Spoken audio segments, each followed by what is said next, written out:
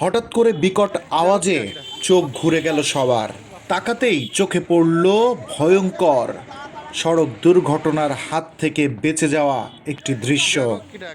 মহাসড়কের পাশে যে স্থানটিতে ঘটনা ঘটেছে তার পাশেই দাঁড়িয়েছিল প্লে থেকে পঞ্চম শ্রেণী পড়ুয়া কয়েকজন শিক্ষার্থী এবং তাদের অভিভাবকরা। প্রত্যক্ষদর্শীদের সূত্রে জানা গেছে, একটি ইট বোঝাইকারী ট্রাক স্থানীয় একটি ইটের ভাটা থেকে ইট নিয়ে ঝিনাইদহের উদ্দেশ্যে যাচ্ছিল। এমন অবস্থায় ওই ট্রাকটির সামনের চাকার এক্সেল ভেঙে যায় এবং ড্রাইভার বুঝে ওঠার আগেই ব্রেক লক হয়ে যায়। আর সেই সাথেই ট্রাকটি ছিটকে রাস্তার বাম সাইড থেকে রাস্তার ডানে চলে আসে। আর তখনই ঘটে যায় আরেকটি ঘটনা।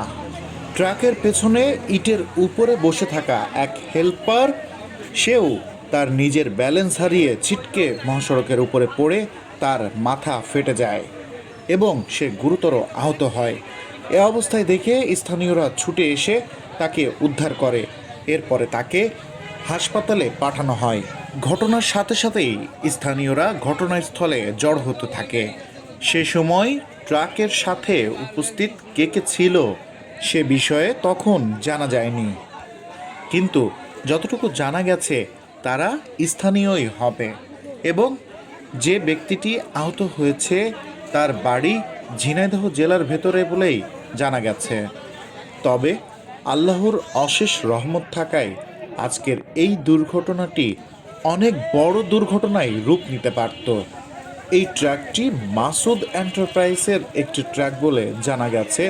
এই ট্রাকটির নাম্বার ঢাকা মেট্রো ট 161875। আজ সকাল আনুমানিক 12টার দিকে এই ঘটনা ঘটে ঝিনাইদহের গোয়ালপাড়া বাজারের প্রবেশ মুখে। দর্শক, মহাসড়কে যেসব যানবাহন চলাচল করে আর এই যানবাহনগুলোতে যে হাইড্রোলিক লক রয়েছে, আসলে এই হাইড্রোলিক লক বা হাইড্রোলিক ব্রেক, এই হাইড্রোলিক ব্রেক এবং লক সড়কে কতটুকু ঝুঁকিপূর্ণ বা ঝুঁকিযুক্ত, এই বিষয়টি আপনাদের জানা থাকলে অবশ্যই আমাদেরকে কমেন্ট করে জানাবেন এবং এমন ঘটনা যেন না ঘটে সেদিকে সবার খেয়াল রাখতে হবে।